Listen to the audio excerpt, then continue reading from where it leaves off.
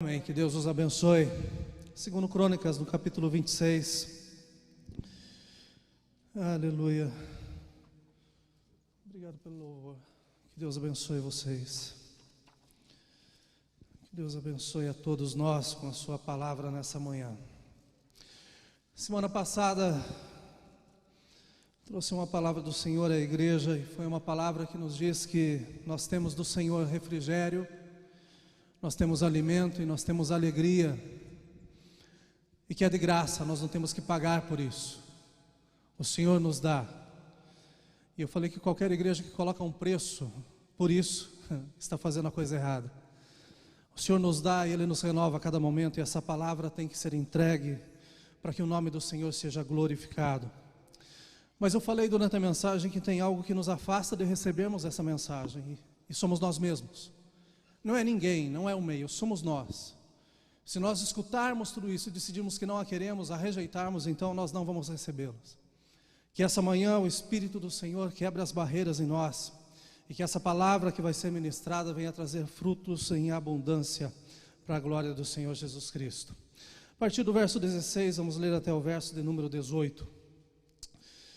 Mas havendo-se já fortificado, exaltou-se o seu coração até se corromper, e transgrediu contra o Senhor seu Deus, porque entrou no templo do Senhor para queimar incenso no altar do incenso. Porém o sacerdote Azarias entrou após ele, com ele 80 sacerdotes do Senhor, varões valentes. E resistiram ao rei Uzias, e lhes disseram: a ti, Uzias, não compete queimar incenso perante o Senhor, mas aos sacerdotes filhos de Arão, que são consagrados para queimar incenso. Sai do santuário, porque transgrediste, e não será isso para a honra tua da parte do Senhor Deus. Amém? Os irmãos podem se assentar. Coloquei como tema para essa meditação: aceitação e rejeição. Eu creio que esses são dois pilares que as nossas vidas, que nós encontramos na nossa vida, que determinam a nossa vida em todo o tempo. Todos os dias nós passamos por processos de aceitação ou de rejeição. E a questão não é o processo, a questão é o que nós fazemos depois, qual é a nossa resposta às situações que nós enfrentamos. Nós vivemos em um tempo bastante rico e ao mesmo tempo pobre. Com o avanço desenfreado das redes sociais, a nossa geração está completamente perdida em si mesma. Nunca se viu uma geração com tantos contatos e com tão poucas conexões. A estrutura moderna se baseia naquilo que é virtual, sendo que a vida é real. Nós vivemos em meio a uma geração tão concentrada em atingir o seu potencial, uma geração que é tão falada e tão bem falada pelos seus pais, dizendo que vocês têm que ser vencedores, você tem que ser o melhor, você tem que galgar grandes posições, você tem que chegar em lugares mais altos. Mas é uma geração completamente despreparada emocionalmente para as dificuldades e para as rejeições que estarão sem dúvida no projeto, no trajeto da vida. Nós somos seres sociais, e à medida que o mundo virtual tem uma expressão tão alta em nossas vidas, existe a possibilidade de reações extremas serem tomadas em resposta a situações que seriam facilmente corrigidas. Nós vemos pessoas normalmente nos jornais e notícias, constantemente nós olhamos e sabemos de pessoas que tomaram posições extremas em coisas que pareciam ser tão pequenas. Virtualmente hoje se compra e se vende. Poucas pessoas estão saindo das suas casas. Muitas lojas estão fechando as suas portas porque a venda pela internet está sendo muito mais interessante do que manter os custos de um prédio, de funcionários. Então hoje se torna mais fácil se comprar e se vender pela internet. Hoje em dia se buscam relacionamentos também através das redes sociais. E essa parte eu acho bastante interessante, porque as pessoas se dão em casamento sem conhecer as pessoas. Conhecem a transmissão, mas não convivem, não sabem realmente em quem são. Hoje em dia, pelas redes sociais, é possível também se pecar, porque o pecado está na ponta dos dedos. Diziam antigamente que para acabar com a fofoca tinha que se cortar a língua das pessoas. Hoje tem que se cortar todos os dedos, porque a fofoca se tornou virtual. Hoje em dia o engano se tornou virtual. Hoje em dia se mente virtualmente. E sempre se encontra alguém que vai acreditar naquilo que está sendo escrito. Avalia-se atitudes e gestões virtualmente hoje em dia. Diga-se de passagem, o presidente Bolsonaro e o Trump são os maiores nisso, né? Normalmente eles veem que a sua questão de aceitação está caindo. Todos os meses colocam, olha, o índice de rejeição é maior do que o seu índice de aceitação. É interessante porque fala-se de política, fala-se de moda, de medicina, fala-se de culinária, fala-se de tantos assuntos, né? E virtualmente as pessoas se tornam doutores daquilo que estão falando. Não se passa um dia na sala de aula, mas tem o que dar, tem o que oferecer, tem o que acrescentar, às vezes até mesmo nas falas de especialistas. É interessante, porque frustrados e leigos se tornam doutores atrás de uma tela de computador. E o pobre resultado são demonstrados por joinhas ou likes. As pessoas se medem por isso hoje, né? Pregam e ficam pensando, deixa eu ver quantas pessoas gostaram. Como se nós pregássemos para que gostassem. Nós pregamos porque é a palavra do Senhor e ela tem que ser pregada. Não pregamos por aceitação, não pregamos por ibope. Nós pregamos porque o Senhor nos leva a palavra e a palavra do Senhor tem que ser pregada a tempo e fora de tempo. Gostem ou não gostem, a palavra é dele, tem problema, fala com ele. Talvez seja esse um bom motivo para você começar a orar ainda hoje. Mas a verdade é que ficam se tabulando em joinhas, em likes. E a minha questão, na verdade, é quando você ou um dos seus familiares são o alvo dessas pesquisas. Quando o seu índice de aceitação ou de rejeição entra na sua casa. Quando o seu filho chega porque foi desmotivado a participar de algum lugar porque não o aceitaram. A questão é quando você passa por uma situação e daí você leva para sua casa aquilo que te frustrou durante o dia. Ou seja, a opinião pública está fazendo com que a tua certeza em Deus seja afetada. A opinião dos outros às vezes vale muito mais do que aquilo que a palavra do nosso Deus fala. Essa é a minha questão. Porque quando nós somos o alvo dessas pesquisas, parece que nós estamos com um problema muito sério. Quando o resultado dessas pesquisas é a rejeição. Quando as suas atitudes ou gostos são reprovados. Qual é a sua reação? Como você se comporta quando você não é aceito? A experiência da rejeição pode levar a uma série de consequências psicológicas adversas, tais como solidão, baixa autoestima, agressão, depressão, além de insegurança e uma maior sensibilidade à rejeição futura. Às vezes fazem com que as pessoas se enclausurem, ou seja, se tornam como verdadeiras ostras, estão dentro de uma caixa e dizem assim, não, eu não me envolvo mais, eu não faço mais nada, porque um dia eu tentei e alguém falou que não foi bom. Como se alguém tivesse a condição de dar opinião naquilo que você está fazendo. A verdade é que aquilo que nós fazemos, nós devemos melhorar em todo o tempo, com a certeza de que o filtro é o nosso Deus. Se fazemos, fazemos para Ele. E quando nós fizermos, devemos fazer com excelência. Segundo Crônicas 26, de 16 a 18, é o texto que nós lemos e também lemos a semana passada. Mas algo interessante aconteceu durante a ministração da semana passada. Ou melhor, algumas coisas interessantes aconteceram. Porque enquanto eu ministrava, Deus estava formando essa palavra no meu coração. E isso para mim é inédito. Mas algo maravilhoso que aconteceu na semana passada é que eu subi nesse púlpito, a minha pressão estava arrebentando. Literalmente eu estava passando muito mal, mas no meio da mensagem eu senti como se passasse uma torrente de água muito quente nos meus braços. E de repente a minha pressão, eu senti ela voltando ao normal. E para a glória do Senhor Jesus, preguei, fui para casa, estou bem, o Senhor é bom. Mas durante a ministração da semana passada, algo me pesou ao coração quando eu estava falando sobre a vida de Uzias. Porque é possível as pessoas estarem tão acostumadas e tão focadas com o sucesso, que elas não enxergam o seu declínio espiritual. Estão buscando tanto alcançar a melhor posição que se esquecem que sem Deus nós não conseguimos nada. Pelo desconhecimento de limites e a falta de humildade, tomam decisões completamente comprometedoras. Existem muitos tipos de rejeição citados na Bíblia. Existe a rejeição dos sacrifícios que eram feitos a Deus. Deus aceitava ou não aceitava. Ele é Deus. E Ele faz aquilo que lhe apraz. Existe a rejeição dos homens rejeitando a orientação divina. Nós lemos a Bíblia inteira e desde o começo da Bíblia até o final da Bíblia nós vamos encontrar conselhos do Eterno. E cabe a nós segui-los ou não, aceitá-los ou não. É a nossa decisão. Mas também existe rejeição quando se trata de homens fazendo propostas a homens e amigos, e daí simplesmente recusando essas propostas. Nós temos vários exemplos sobre essas formas de aceitação ou de rejeição. Mas em todos os casos a verdade é que quando se existe rejeição, sempre é porque a proposta que está nos sendo dada está sendo vista como indigna, não deve ser aceita. Nós devemos deixar isso de lado, e não para que nós venhamos a repensar, não, alguma coisa fala que não é certo, então devemos evitá-la. Isso nos fala sobre a possibilidade de falhas, e que nós temos o sucesso como garantia de nossos atos e intenções. Isso é uma mentira. Nós nunca temos o sucesso como garantia. Nós podemos estar fazendo a coisa certa e dar errada, e nós podemos fazer a coisa errada e dar certo, mas deixa eu te falar, que quando dá certo aquilo que é errado, não se esqueça que faltou o filtro, que é a palavra de Deus. Nós podemos fazer o que for, mas os nossos atos, as nossas intenções, elas têm que ser pesadas.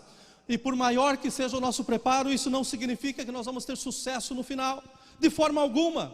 O mais importante, meus irmãos, da rejeição, é como nós reagimos a ela, assumindo a responsabilidade das nossas ações, para não nos tornarmos amargos, ressentidos como Uzias, e acabarmos cometendo o mesmo erro que ele cometeu. Ou se nós tomamos um outro caminho. Eu lembro que na última oração que eu fiz a semana passada, no meu coração pesou, e eu falei: Deus, se Uzias tivesse se arrependido, a verdade é que a história seria completamente diferente. E eu quero louvar a Deus porque hoje nós estamos reunidos como família, e Deus nos trouxe aqui porque Ele tem um final diferente para você. Você entrou a essa casa lutando as suas batalhas, mas nós louvamos ao Senhor dizendo: olha, é assim que eu luto a minha batalha. Como que nós lutamos as nossas guerras? Sabendo que o nosso general, o Senhor Jesus Cristo, Ele está na frente, e Ele tem condições para vencer aquilo que para nós seria mortal. Pensem comigo, o que é ser rei? O que é ser rei? Ser rei é você ser o soberano de uma nação ou de um território. Aquele território que especialmente alguém herdou o reino, e daí ele começa a governar, e isso dura por toda a vida. Eu tive o privilégio de em março estar com a Kátia na Inglaterra, e nós ficamos surpresos quando nós podemos passear por 2 dos castelos que são da Rainha Elizabeth, certo? E fantásticos castelos, maravilhosos. Nós vimos coisas, meus irmãos, que humanamente parecem inesquecíveis. Daí depois nós fomos para o Vaticano, e daí a gente achou que a rainha é pobre. Mas a verdade é uma só. Pensem comigo, o que é nascer dentro de um castelo daquele? Muito mais, você nascer com sangue azul e dizer assim: tudo isso me espera. Eu vou ser o dono de tudo isso daqui, é só uma questão de tempo, eu não preciso matar a rainha, não preciso que meu pai morra, não, é só esperar, porque é meu, ninguém vai tomar. Ser rei é você ter a certeza absoluta que um dia você será o soberano, um dia a tua voz será ouvida, um dia, ainda que agora você esteja em preparo, um dia você vai chegar à posição e vai dizer: esse trono é meu, mas eu não gostei da cor, eu vou trocar, quero um diferente, a coroa é bonita, mas eu quero uma mais clara, quero uma menor. Ou seja, ser rei é você saber que você pode mandar e que os outros têm que lhe obedecer. Ser rei é ser herdeiro não somente da coroa, mas da autoridade que vem por gerações dentro dessa família, que é repassada de uma forma hereditária. Ser rei quer dizer, você manda, os súditos obedecem. Ser rei significa, tudo está à sua disposição. Você pode sonhar com a comida que você quiser, a roupa que você quiser, o lugar do mundo que você quiser, que isso está na palma das tuas mãos a qualquer segundo. Ser rei significa que você não tem limites, pelo menos diante dos teus olhos. Esses dias eu vi uma princesa que está fugindo, do seu... do sheik. Interessante que ela está se abrigando numa casa pequenininha na Inglaterra que vale 100 milhões de dólares. Ela está fugindo do rei. Então vocês ficam imaginando qual que é o poder desse homem. Pensem comigo que ser rei é você ter a possibilidade de estudar nas melhores escolas, frequentar as melhores universidades, não ter problema em nenhum restaurante, nem se perguntar quanto que custa a roupa.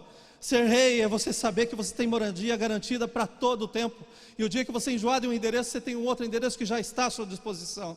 Ser rei é você saber que existe a possibilidade de você ter sonhos, e os teus sonhos na realidade nada mais são do que dias.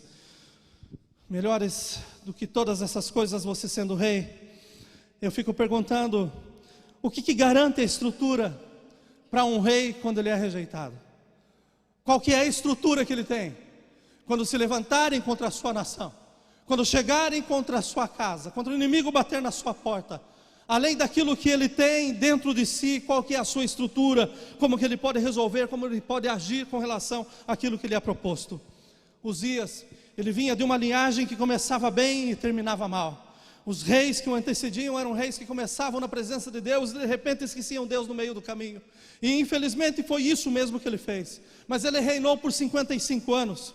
E quando ele chegou a um ponto da sua vida, a Bíblia fala que o seu coração se elevou e ele se esqueceu que para ser rei, ele precisava de um povo, o qual ele pudesse trabalhar, ele precisava de um povo no qual ele pudesse literalmente exercer a sua função.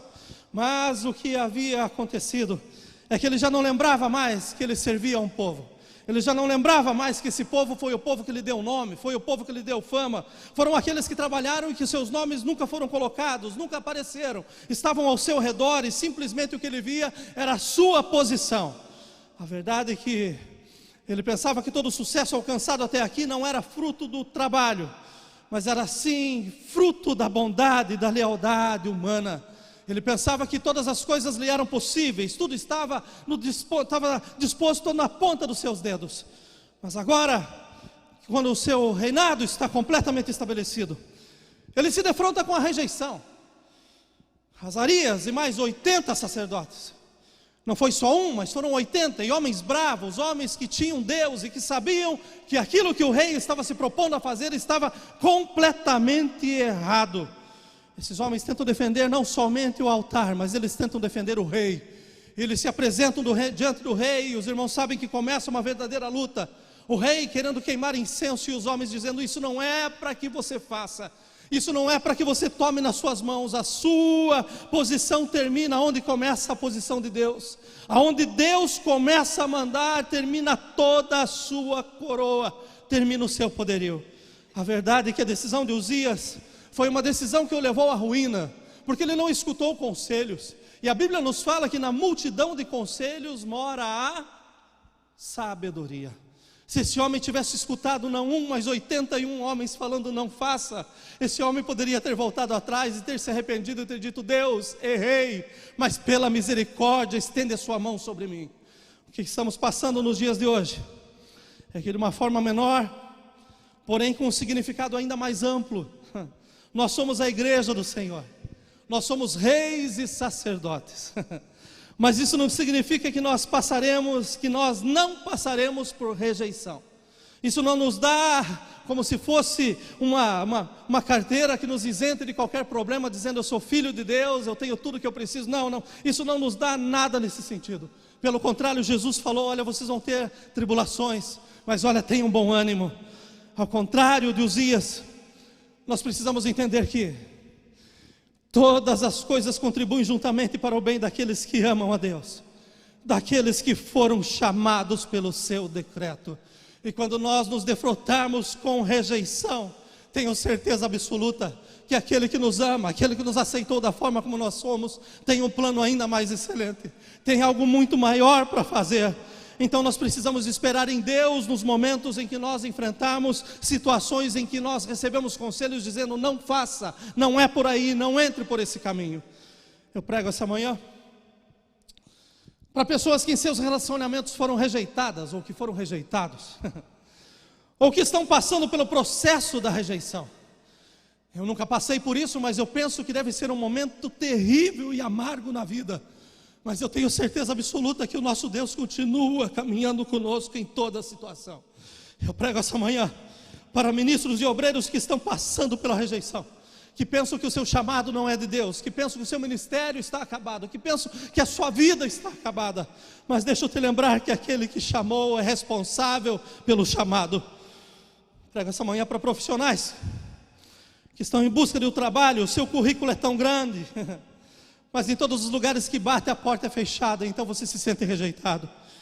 Pego para filhos que estão sendo rejeitados em suas atitudes pelos seus pais e que precisam urgentemente de mudança.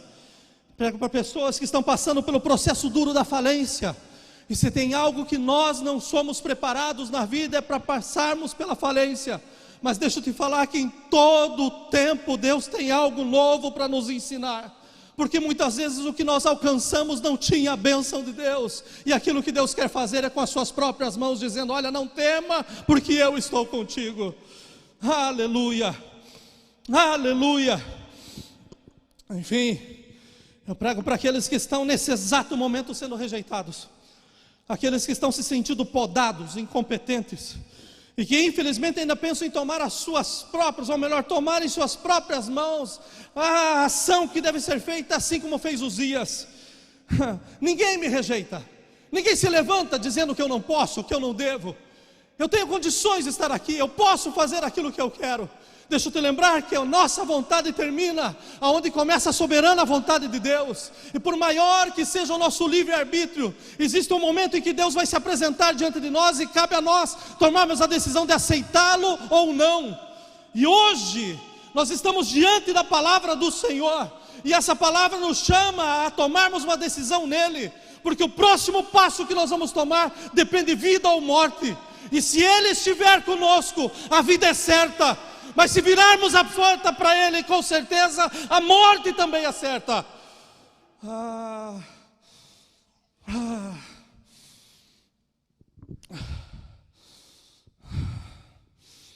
Eu prego para aqueles que estão sendo rejeitados, que pensam que são incompetentes, que estão sendo podados, e que infelizmente ainda pensam em tomar as suas decisões, dizendo: olha, assim como fez Uzias, eu vou tomar nas minhas mãos. Mas o conselho do Senhor para você nessa manhã é este: seja humilde. Seja humilde. Mazinho, durante o louvor, citou a vida do rei Josafá como exemplo. Está lá Josafá no seu reinado, em pleno crescimento.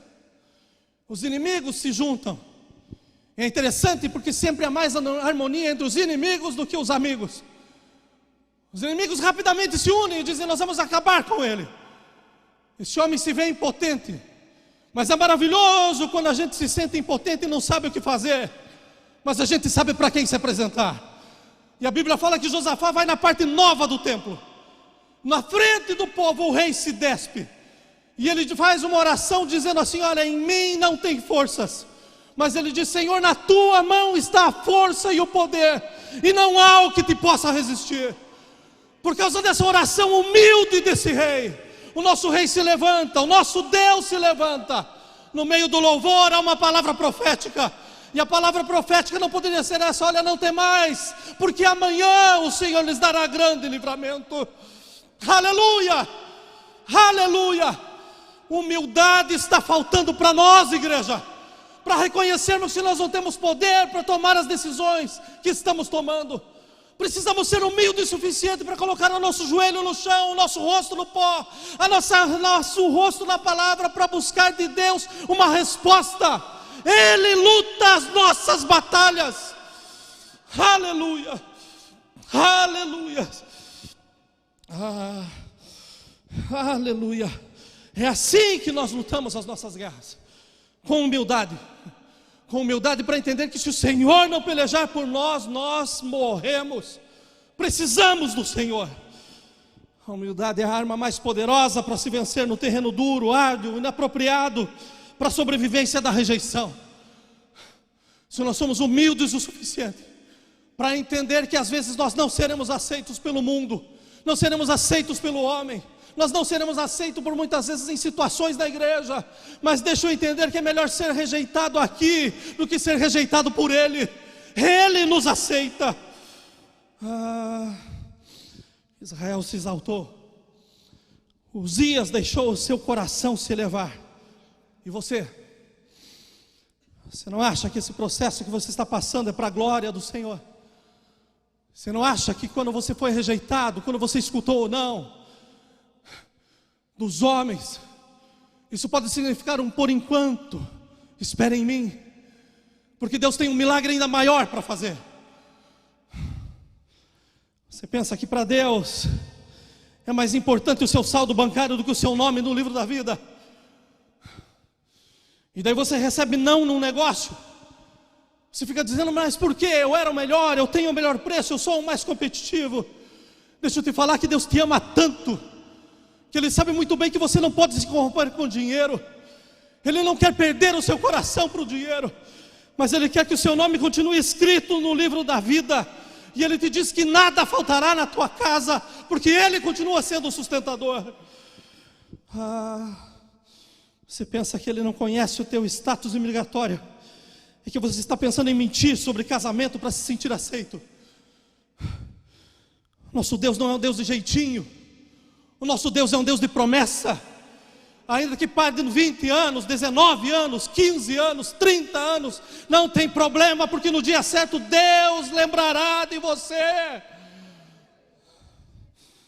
Estou falando com o pastor esses dias, e o pastor estava tão triste, falando que o filho está na prisão fazem 5 anos, e vai levar mais 5 para sair. Mas esse homem com o coração tão quebrado, dizendo: pastor, eu dei de tudo na minha casa, eu fiz de tudo na minha casa.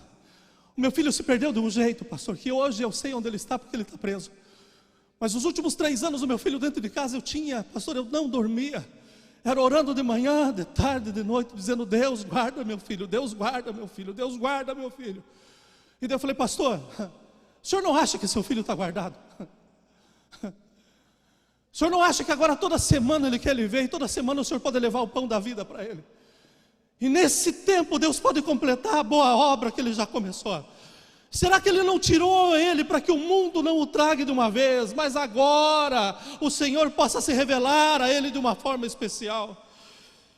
O pastor parou de falar, e de repente ele começou a chorar no telefone, começou a falar em línguas, e de repente ele diz: glória a Deus, eu não tinha enxergado dessa forma, pastor, mas agora Deus está me dando a oportunidade de conhecer o meu filho, porque eu não conhecia o meu filho. Eu tenho escutado o coração dele com vidro nos separando, mas todas as vezes que eu saio de lá, eu saio com a certeza de que uma semente está sendo plantada, e que eu vou ver aquilo que eu queria ainda na porta da minha casa.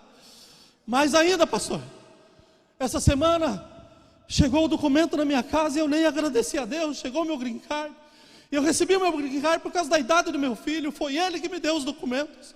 Estou aqui há 28 anos, pastor. Eu recebi na minha casa, e eu não fiz um culto de gratidão ao Senhor, porque eu estava olhando a tristeza, eu não estava olhando a bênção. Meus irmãos, Deus tem os seus caminhos. Nós não precisamos pegar atalho de forma alguma. Ele sabe o que nós necessitamos. A Bíblia diz que Ele continua sendo o Deus do órfão, da viúva e do estrangeiro. Ele tem cuidado de nós e continuará fazendo, porque Ele é Deus, Ele é Deus. Você acha que Deus precisa da sua ajuda? Ou do seu conselho para lidar com a sua vida? Você pensa que Ele não vê o seu sofrimento? Que Ele não escuta os seus lamentos? Você pensa que Ele não se importa? Ele estava com você saindo da corte ou da blitz essa semana.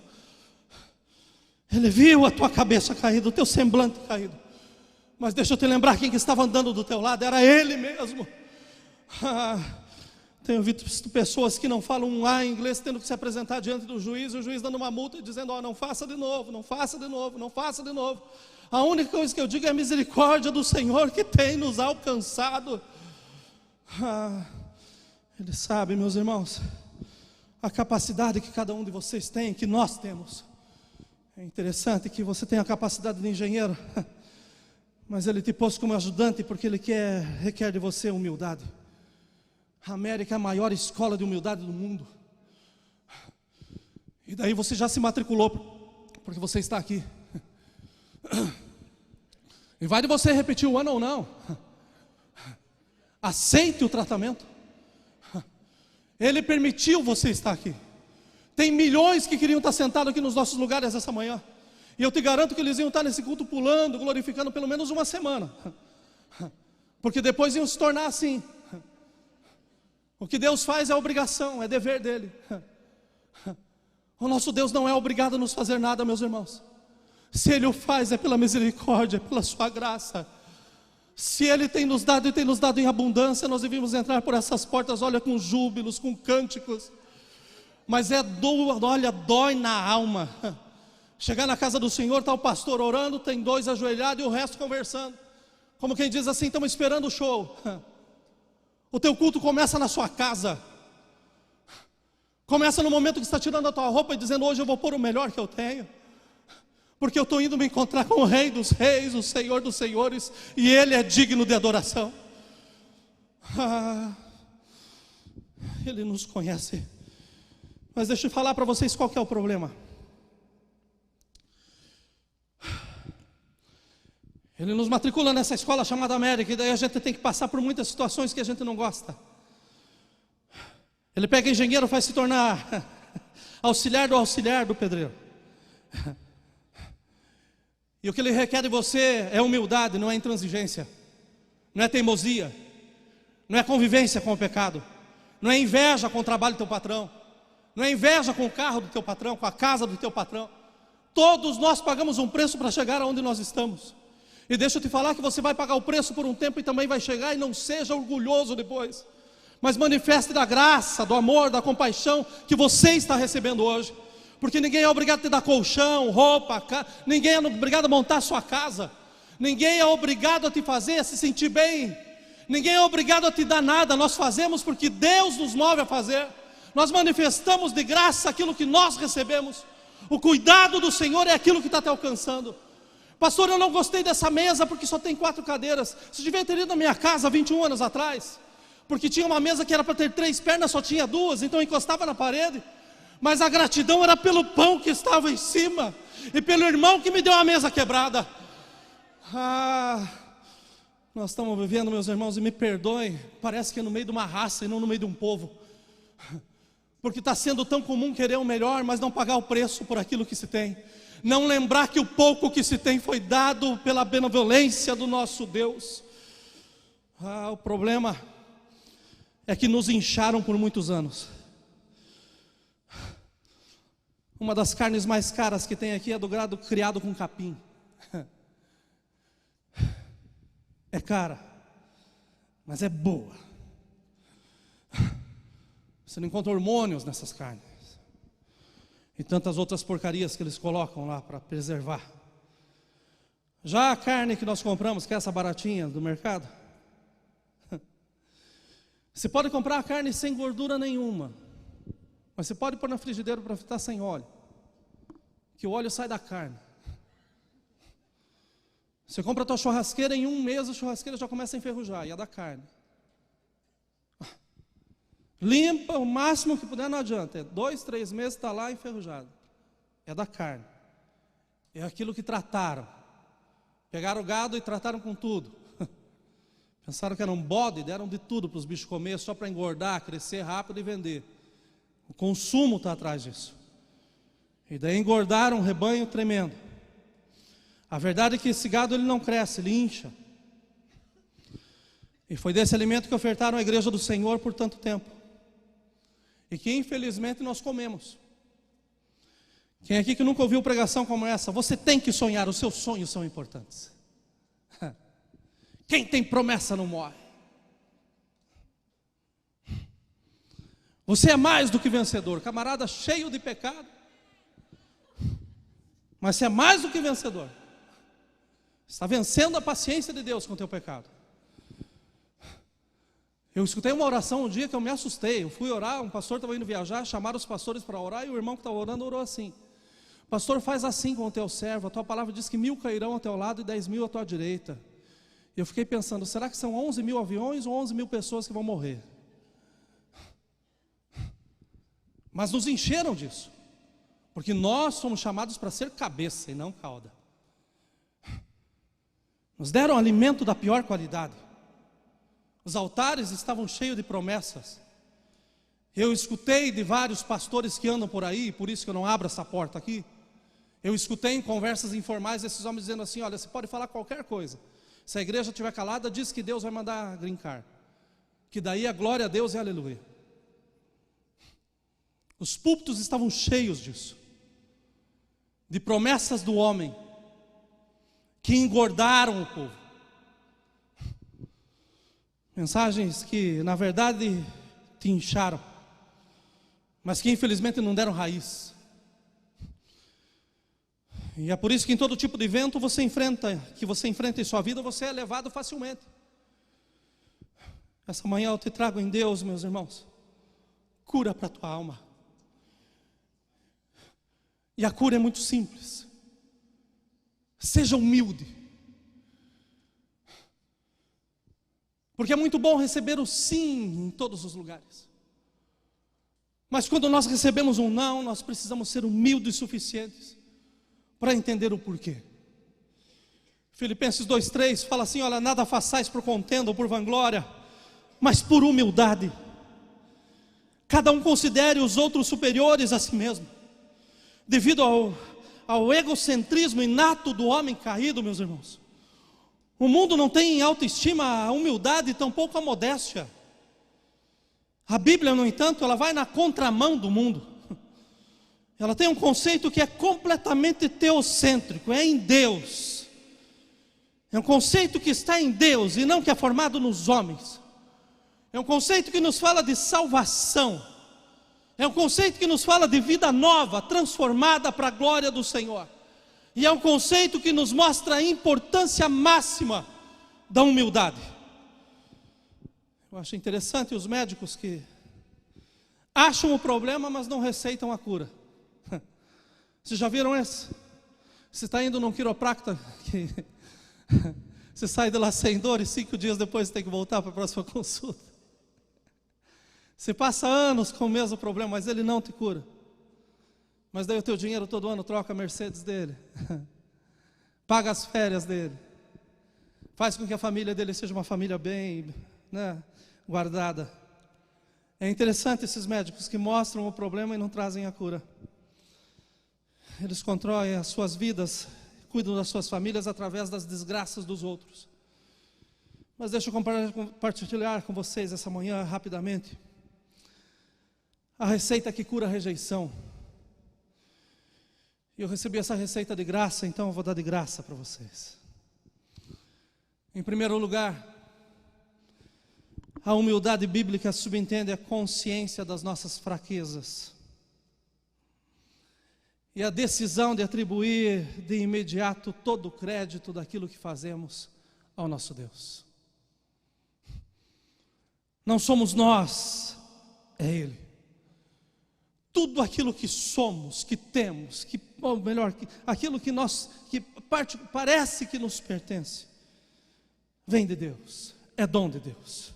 Tudo aquilo que nós realizamos por Ele. João 3,27 diz assim: o homem não pode receber coisa alguma se lhe não for dada do céu. Então tudo aquilo que nos é confiado tem uma procedência, é do Senhor. E se estão falando não para nós, tenha certeza absoluta, o mais importante é escutar o sim dele.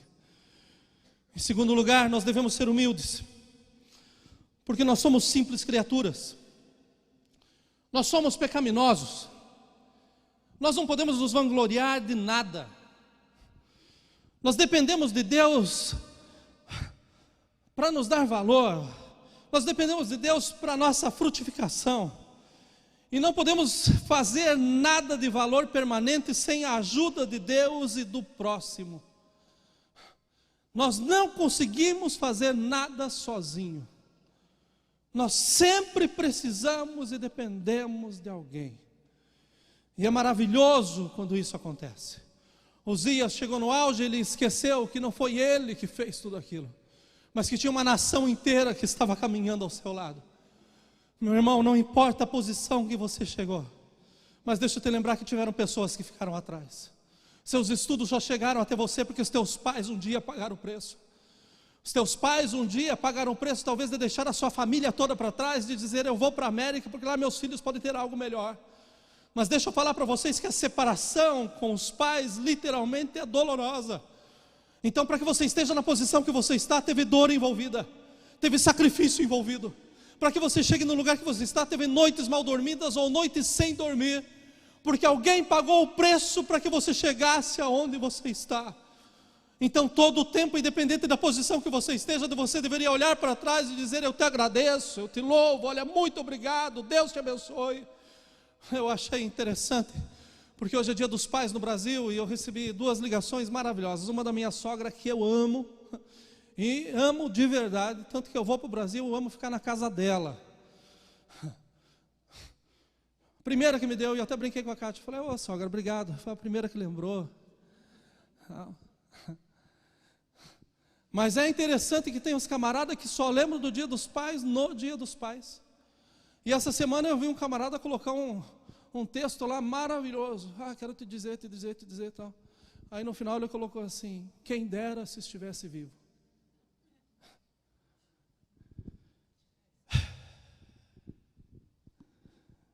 Hoje é tempo.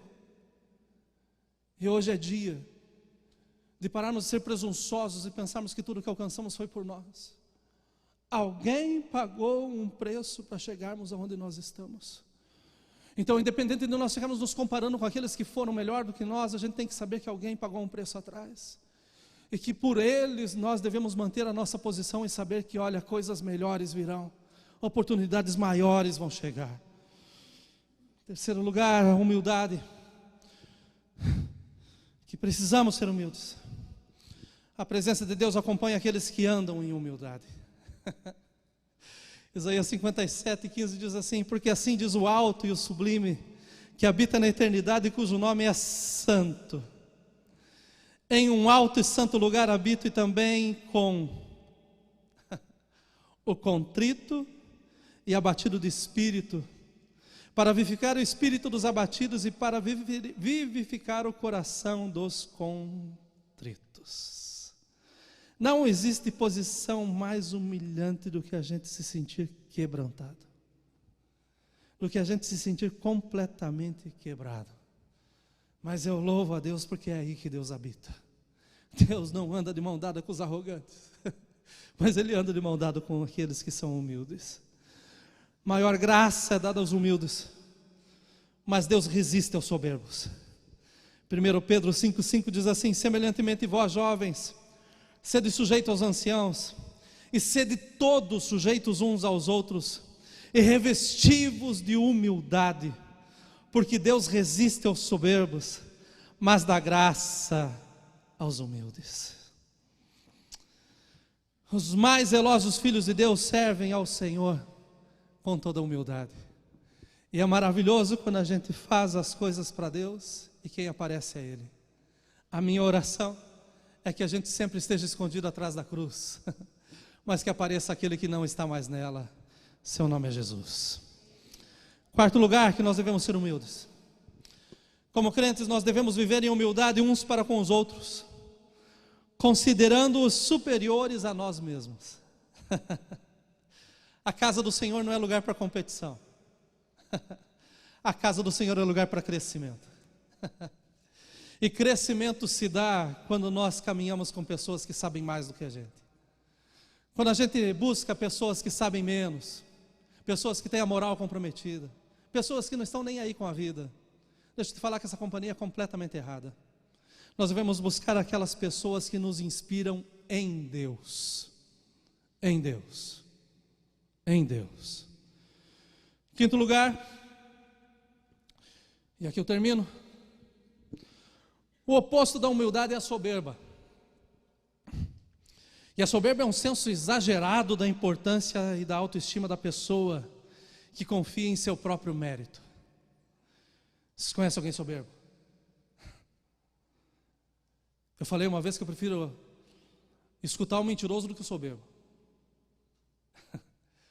Que o mentiroso ainda pode ter mudança, o soberbo é muito difícil. Aquelas pessoas que creem no seu próprio mérito, pensam que são superiores, as suas realizações são as maiores. A tendência inevitável da natureza humana e do mundo é sempre a soberba e não a humildade.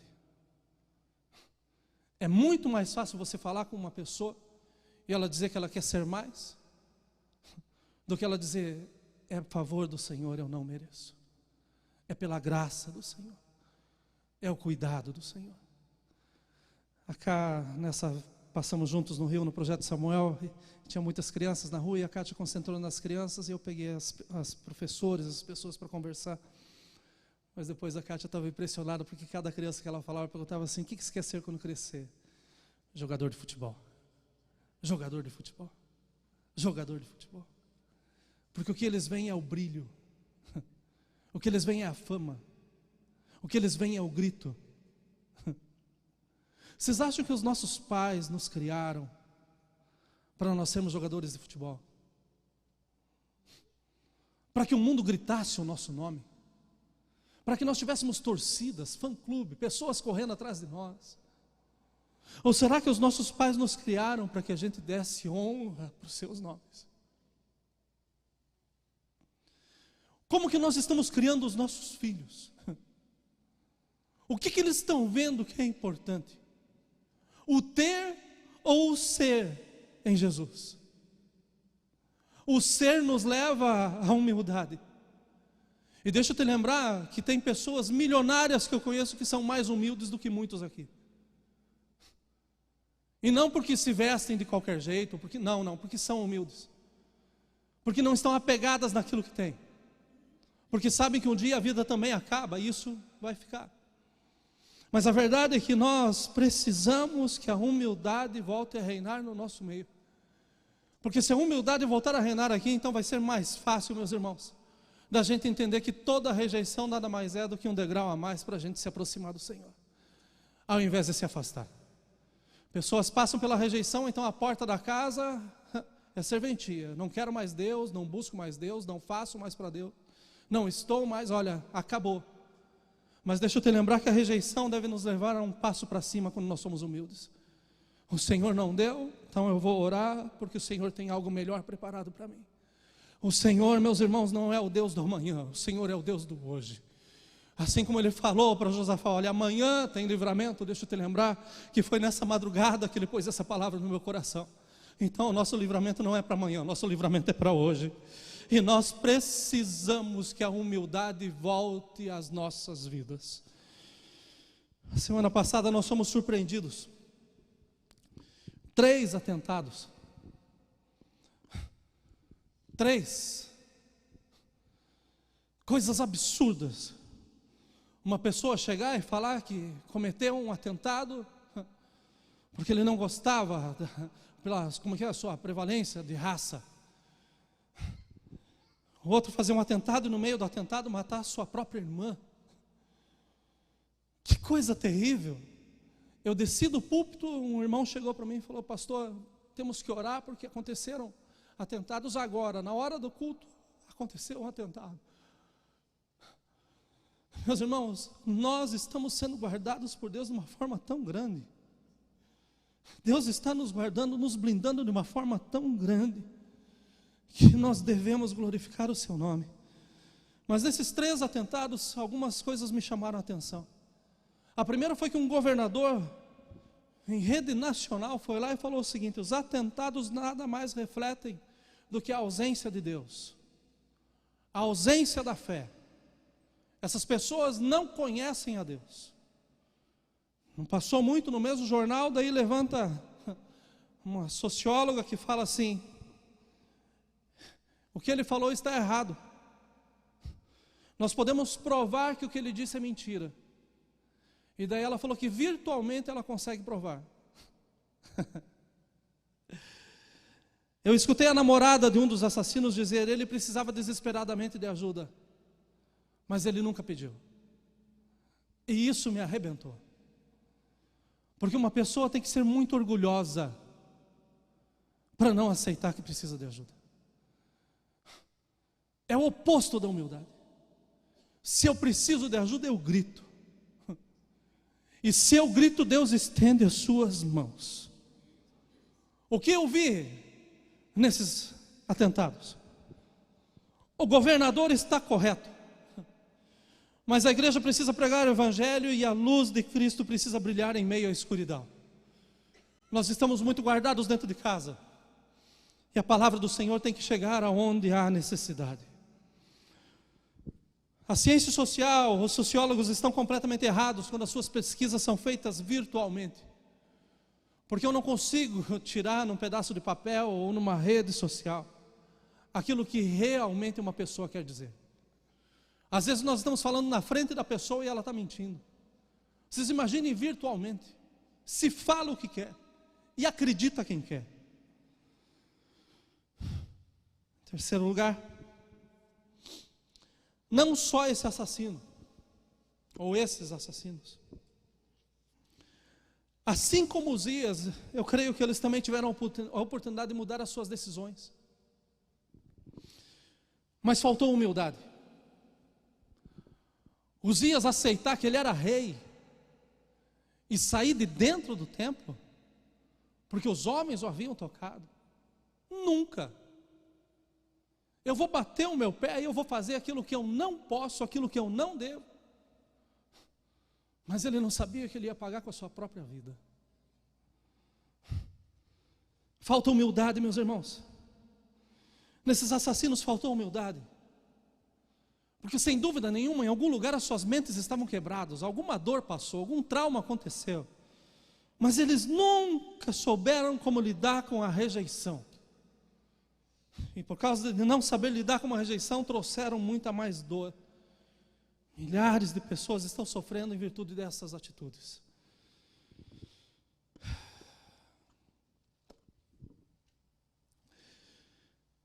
Como eu já disse, eu sei por que eu estou pregando hoje.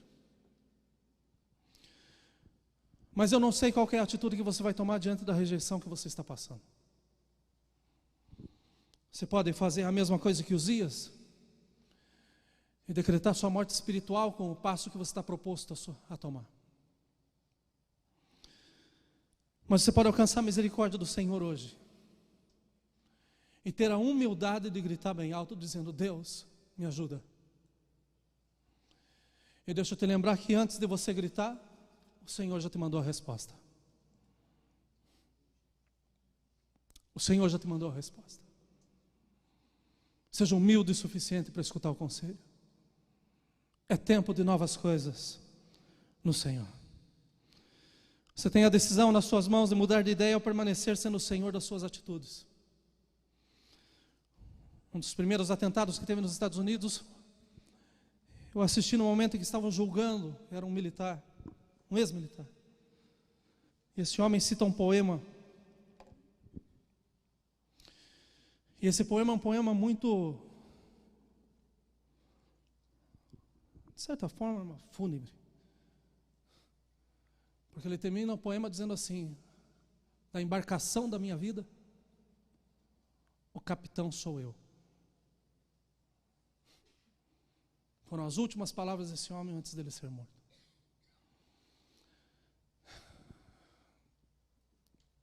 Até onde você está sendo o capitão da sua vida? Quem tem te dado autorização para tomar o passo que você está proposto no seu coração? Para essa semana chegar e dizer: é assim que se faz. Como se Deus não estivesse agindo. Imaginem, vamos voltar no Josafá. O rei subindo no templo e dizendo: olha, se arme todo mundo e vamos para a batalha. Nós temos homens, temos força, nós temos tudo o que precisamos. Mas eu louvo a Deus porque esse homem chegou lá e literalmente ele se despiu. Se vocês lerem a história de Josafá, depois vão ver as histórias dos reis. E vejam que o procedimento dele não era um procedimento certo, como rei, mas foi um procedimento certo para aquele que crê em Deus. Deixa eu me humilhar e deixa eu dizer que eu preciso da tua força. Deus, deixa eu dizer que sem o Senhor a vitória não é garantida. Deixa eu dizer, Senhor, que está nas minhas mãos o executar, mas Senhor, eu quero entregar nas tuas mãos e faz o Senhor aquilo que é necessário. Meus irmãos, tem pessoas brigando hoje, dizendo assim: é a justiça que eu quero, é justiça. Cuidado, porque justiça não é sinônimo de vingança. É hora de nós sermos humildes o suficientes para entender: olha, não deu até aqui, mas eu preciso confiar em Deus, porque eu sei que Ele pode mudar todas as coisas. Senhor, nós clamamos nessa manhã.